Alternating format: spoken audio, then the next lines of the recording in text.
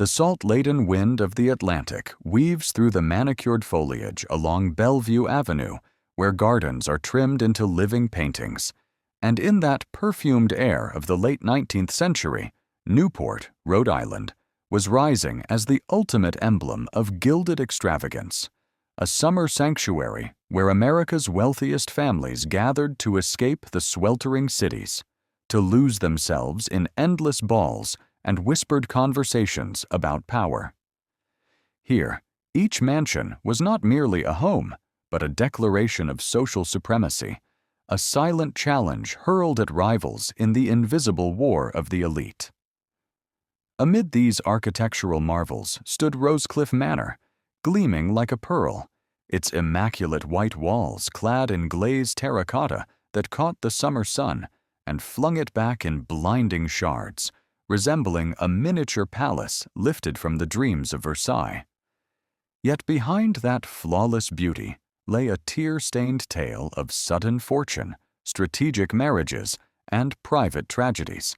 a story rooted deep in the silver mines of Nevada, where Theresa Fair, daughter of James Graham Fair, an Irish immigrant who rose from penniless miner to titan of the Comstock lode with a fortune exceeding $100 million at its peak, grew up surrounded by luxury purchased with the sweat and blood of laborers.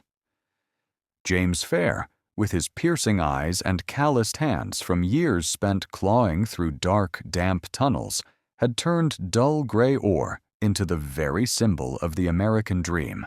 But he was also a harsh father who divorced his wife, Theresa Therese McLean, in 1884 after bitter battles over money and reputation, leaving his two daughters, young Theresa and Virginia, a double inheritance, staggering wealth, and deep emotional scars from a shattered family where silver candelabras replaced the warmth of affection. Born in 1871 in the dusty boomtown of Virginia City, Nevada, where the rhythmic clang of pickaxes echoed like the heartbeat of a newborn empire, Theresa was raised in the isolated opulence of San Francisco mansions, learning to mask pain beneath layers of silk and practiced smiles. In 1889, at the age of 18, she arrived in Newport not as a rough Western girl, but as a mermaid emerging from an ocean of silver, meeting Hermann Oelrichs on the grass courts of the Newport Casino, a tall, athletic New Yorker descended from a German merchant family that had emigrated from Bremen in 1830. Son of Henry Ferdinand Oelrichs, senior partner in the importing firm Oelrichs and Luhrmann, Hermann himself, born in 1850 in Baltimore, had built his own empire as the leading American agent for the Norddeutsche Lloyd steamship line, ferrying millions of German immigrants across the Atlantic on giants like the Kaiser Wilhelm der Große, and reaping fortunes from the ceaseless tide of the American dream. Their meeting beneath the golden summer light was not merely romance, but a strategic alliance, and they married in 1890 at the Fair Mansion in San Francisco in a ceremony of breathtaking splendor, at which James Fair gifted his daughter $1 million in cash, equivalent to roughly $30 million today, yet was not invited, a bitter exclusion that mirrored the deep fractures in their father-daughter bond. The marriage gave Theresa not only social standing, but a husband passionate about sport, the man who introduced polo to America and founded the United States Lacrosse Association, a powerfully built athlete who threw the hammer and played amateur baseball, yet also a man with private secrets and risky investments in a shipping industry already trembling before economic storms. In 1891, barely a year after the wedding, the couple purchased the Rosecliff estate from the estate of historian and diplomat George Bancroft, former Secretary of the Navy and ambassador to Britain, who had made the grounds famous for thousands of blooming roses along the cliff walk. Theresa, inheriting her grandfather's love of horticulture, resolved to demolish the old house and erect a new masterpiece where she could host parties to rival the queens of Newport society, Alva Vanderbilt and Grace Wetmore. Thus, in 1898, they commissioned Stanford White, of McKim, Mead and White, the brilliant yet scandal-plagued Beaux-Arts architect, to recreate the Grand Trianon of Versailles in miniature, with its H-shaped plan, paired Ionic columns, and sweeping glass-enclosed galleries, though expanded with a second floor and a balustraded roof concealing a third-floor warren of 20 servants' rooms and laundry,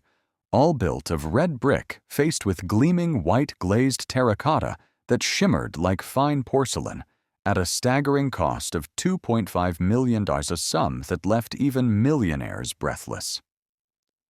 Construction began in 1899, but the harsh Rhode Island winter slowed progress, and Theresa, unable to contain her impatience, moved in during July 1900, ejecting the builders to host her first party in August, a dinner for 112 guests where potted ferns and fresh flowers concealed unfinished corners, a desperate bid to outshine Mamie Stuyvesant Fish's Harvest Festival at Crossways.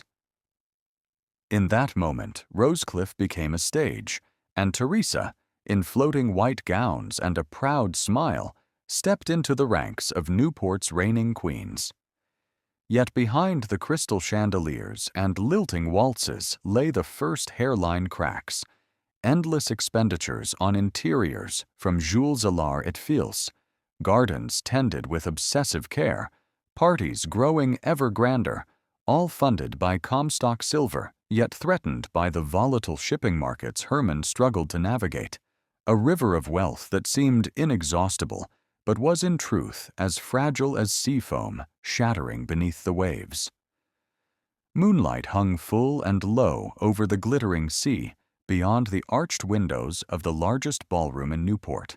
a space 40 by square feet with polished parquet floors and rococo murals of Greek myths,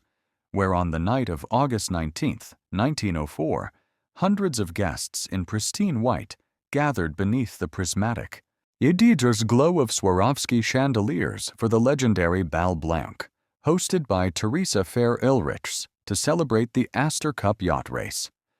Offshore, yachts were illuminated by thousands of white torches, appearing like a ghostly fleet anchored before Rosecliff, while inside the air was heavy with the scent of white roses and lily of the valley. Ladies in white silk flushed with champagne. Gentlemen in white tie murmured of scandals in New York, of Alva Vanderbilt's sensational divorce, of rumors surrounding the fortune of James Fair himself, the father Theresa rarely mentioned yet, whose silver threads ran through every financial decision. That ball, with an orchestra playing Strauss waltzes and courses served on French silver, was not merely a party, but the pinnacle of Theresa's ambition, her coronation within the triumvirate, alongside Alva and Mamie Fish, where every invitation was a crown and every soirée a battle. Rosecliff, with its heart-shaped staircase curving gracefully upward, reigned as the epitome of meticulously crafted perfection, and guests such as William K. Vanderbilt II, Theresa's brother-in-law after marrying her sister Virginia in 1899, danced until dawn, oblivious to the gathering storm clouds. Yet behind the painted smiles lay mounting tension. Hermann Oelrichs, exhausted from transatlantic voyages and investments battered by the panic of 1903, began to feel the crushing weight of these extravaganzas, floral imports and European orchestras spiraling far beyond budget. Theresa, armed with a $20 million inheritance received after her father's death in 1894 and the Fairmont Hotel in San Francisco built as belated tribute, spent as though the Comstock veins still bled silver, acquiring pearls and diamonds for summer evenings, hosting intimate dinners for 50 or grand balls for 500, all to mask the growing distance in a marriage where Hermann preferred polo fields to fireside conversations. Then, in April 1906, the San Francisco earthquake shattered their world, demanding Hermann's immediate intervention. He threw himself into relief efforts with his last reserves of strength, coordinating aid through the Norddeutsche Lloyd fleet until, on September 1st, 1906, aboard the Kaiser Wilhelm der Grosse, returning from Europe in search of health, he died suddenly of heart failure caused by Bright's disease at age 56.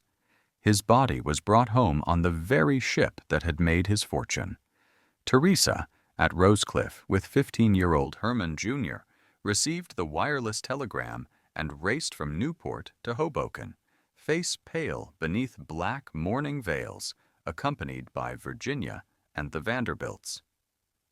The final blow came in Hermann's will. He left everything to his brother, Charles May Oelrichs, believing Theresa's $40 million from her father rendered her financially secure, a quiet contempt for the silver heiress he had once loved but now regarded as a financial burden. Theresa, forged in family battles since Theresa's childhood, contested the will and, after prolonged litigation in New York courts, secured half the estate, roughly $5 million, enough to sustain Rosecliff and its parties, yet marking the beginning of a lonelier era. She continued to host, such as the 1909 ball with a Parisian orchestra playing until sunrise, but whispers now circulated of the lonely Mrs. Oelrichs, the woman with distant eyes gazing seaward where waves seemed to murmur of irreparable loss. Rosecliff, once the embodiment of joy, became a solitary fortress, its long corridors echoing with forced laughter and its rose gardens wilting under autumn winds, reflecting the slow decay of the Gilded Age as the income tax of 1913 and the Great War began to gnaw at silver empires, forcing even queens like Theresa to confront the reality that splendor carries its own unforgiving price, paid in long, solitary nights and increasingly desperate financial choices to keep the lights burning. The 1910s drifted through Rosecliff like a languid symphony, where Theresa Fair Oelrichs, now a powerful widow in her 40s, maintained the illusion of an immortal queen by hosting smaller yet more refined gatherings, afternoon teas on the terrace overlooking Sheep Point Cove with mesmerizing views of waves crashing against the cliff walk, where she conversed with old friends like Mamie Fish about the changes sweeping Newport, where grand yachts still anchored yet guest lists thinned with each economic gust. Theresa, still possessing immense wealth from the Comstock legacy and her husband's settlement, invested in preserving her father's memory, completing the Fairmont Hotel in San Francisco in 1907 as belated homage, a magnificent structure of green copper roofs and marble corridors. Yet behind these gestures lay private anxieties about her son, Hermann Jr., born 1891, educated at Columbia in international law and later an attaché at the American Embassy in Berlin, an intelligent young man lacking his father's vitality, more drawn to diplomacy and philanthropy than business. Theresa, sensing the slow erosion of the family empire, spent ever more lavishly to fill the void, acquiring art and antiques, commissioning Persian carpets, and Jules Allard paneling for the ballroom, all to keep the house alive as a monument to better days. Parties now carried a faint note of strain, younger guests whispering of the war erupting in Europe in 1914, a conflict that disrupted Norddeutsche Lloyd passenger traffic and further destabilized the remaining Oelrichs investments. Then, like a specter from the past, Theresa's health began to fail. Long nights found her wandering Rosecliff's darkened halls, speaking to imaginary guests, phantom figures from past bal blancs seated at empty tables with untouched wine, a sign of deepening mental exhaustion.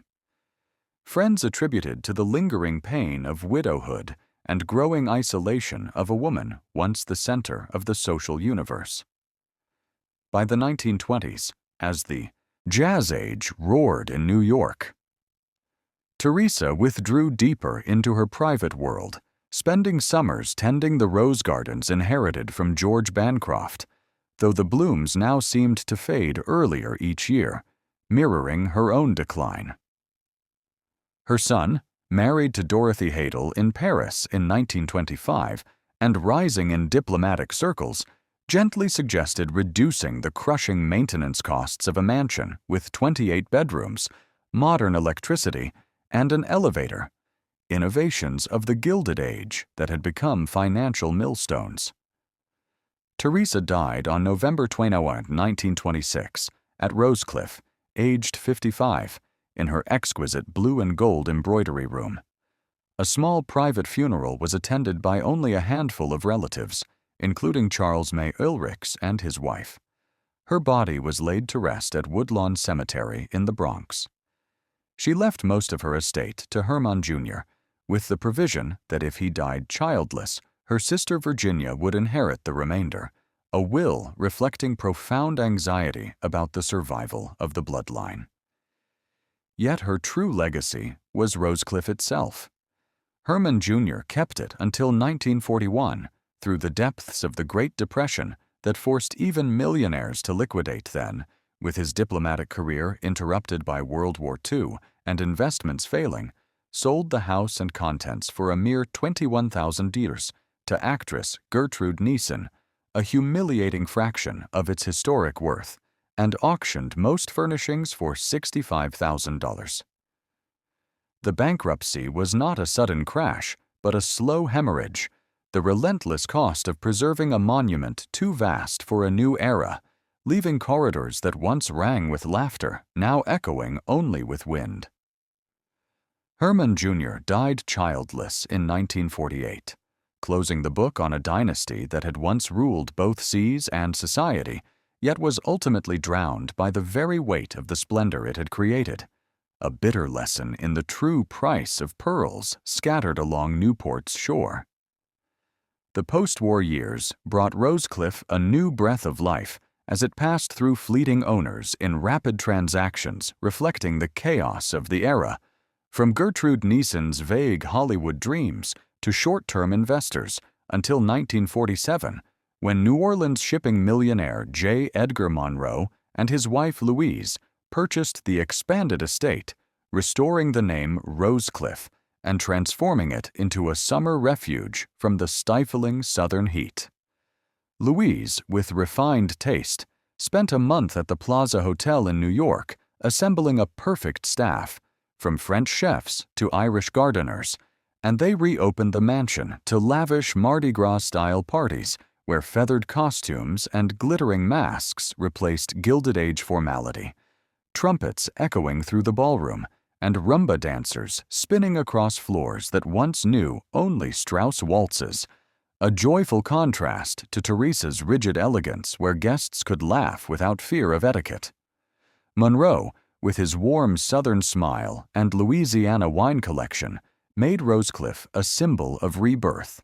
hosting gatherings larger than ever, with hundreds flown in on private planes, momentarily forgetting post-war inflation and fuel shortages. Yet behind the revelry lay deep respect for the house's history, its white walls still gleaming and rose gardens restored to bloom as reminders of both George Bancroft and Theresa. In 1971, after more than 2 decades of turning Rosecliff into their personal paradise, the aging Monroes, facing declining health, gifted the entire estate, furnishings, and a $2 million endowment to the Preservation Society of Newport County, a magnanimous act that transformed a monument of private ruin into public treasure. Today, it welcomes thousands of visitors each year to admire the heart-shaped staircase and ballroom, hosting rotating exhibitions on Gilded Age culture and African American history in Newport, while Hollywood returns again and again, filming scenes from The Great Gatsby, 1974, with Robert Redford to True Lies and 27 Dresses, making Rosecliff a cultural icon transcending its original era. Visitors stand in silence before the Atlantic vista, feeling the weight of old tragedies, Hermann's sudden death at sea, Theresa's lonely nights with phantom guests, and in a world where economic inequality again echoes the Gilded Age, Rosecliff endures as a humane warning and a promise of immortality. Every summer, the roses still bloom along the cliff walk, whispering untold stories, inviting new generations to contemplate the real price of eternal beauty, paid not only in silver and dollars, but in broken hearts and faded dreams. At sunset, when light paints the white walls crimson, Rosecliff is no longer merely a house of bankruptcy, but a lighthouse of memory, illuminating the journey of those who once dreamed of a golden world yet ultimately learned to cherish simpler things. The sound of waves and the faint, everlasting scent of roses carried on the sea breeze